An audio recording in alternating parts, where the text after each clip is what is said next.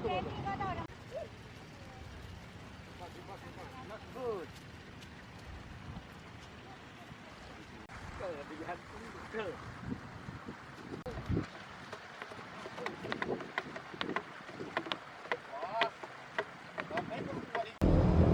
yakin bahwa kita mampu dan kita akan dari perkumpulan-perkumpulan.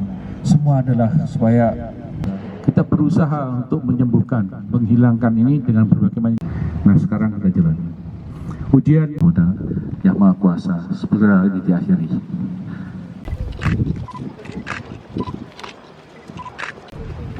Mohon izin Bapak.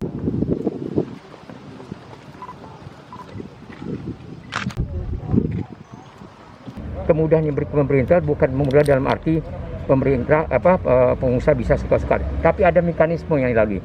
Kalau memang keuangan perusahaan cash flow-nya terganggu oleh karena Covid, mereka harus diaudit, diperiksa keuangannya. Nanti jangan menggunakan dalih itu semua, ya kan? Mungkin tidak semua perusahaan situasinya seperti itu. Nah, itu maksudnya. Jadi bukan semuanya harus seperti itu. Itu tergantung nanti bagaimana perundingannya. Pemerintah yang membimbing ketenagakerjaan betul-betul harus kooperatif melihat persoalan dari dekat, jangan hanya melihat dari jauh tapi datang. Karena ada aturan yang membuat mereka bisa datang melakukan semacam monitoring lah, kurang lebih seperti itu. Artinya sebelum melakukan penundaan sebaiknya dilakukan dialog tripartit. Iya, dan itu harus. Sehingga itu kan rawan itu. Semua orang menggunakan kebijakan pemerintah seolah di situasi ini boleh semua. Tapi ingat, regulasinya tetap tidak ada pengecualian di sana. Oleh karena itu pemerintah yang membidang nakal ini betul-betul melihat itu secara komprehensif. Ya, tidak mendengar isu, datang karena sesuai dengan kapasitas mereka, kan ada pengawas itu. Sehingga orang tidak sembarangan, pengusaha tidak sembarangan, pekerja pun tidak sembarangan. Dengan kondisi musibah ini pasti semua akan rugi. Tidak ada yang diuntungkan dalam hal ini. Dan termasuk perusahaan-perusahaan yang mereka lakukan juga akan untung dalam kondisi ini.